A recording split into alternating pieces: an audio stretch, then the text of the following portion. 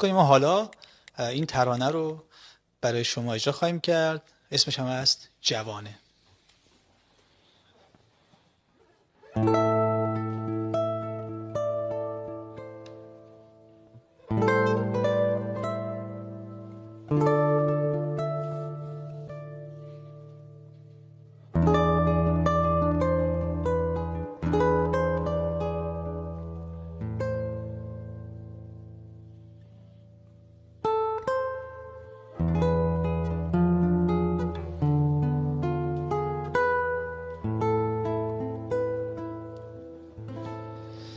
سو سو بزیتا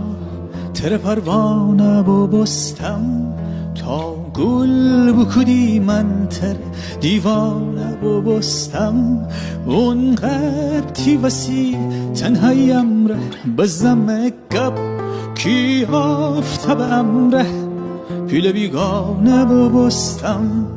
هر جا بوشوی سایه به سایه بودو بستم جایی فرسم که دبی خانه و بستم هرگز نتنم دن تی پریشانی هرگز فندیر کیتی کل کاموینه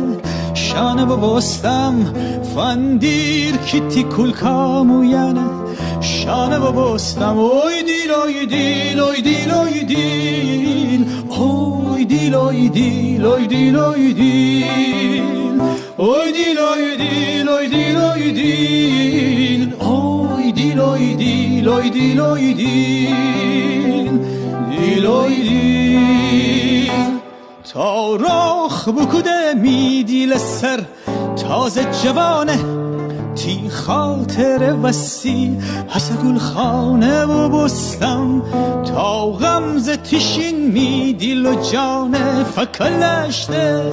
آفت بزه باغان جمر جانه و بستم خستی تی بسخته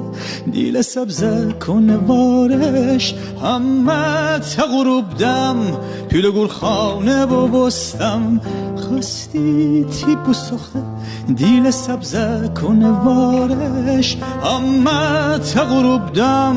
پیل گل خانه و بستم اوی لیلا لیلا لیلا لیلا اوی لیلا لیلا لیلا لیلا اوی لیلا لیلا لیلا لیلا اوی لیلا لیلا لیلا لیلا او لیلا او لیلا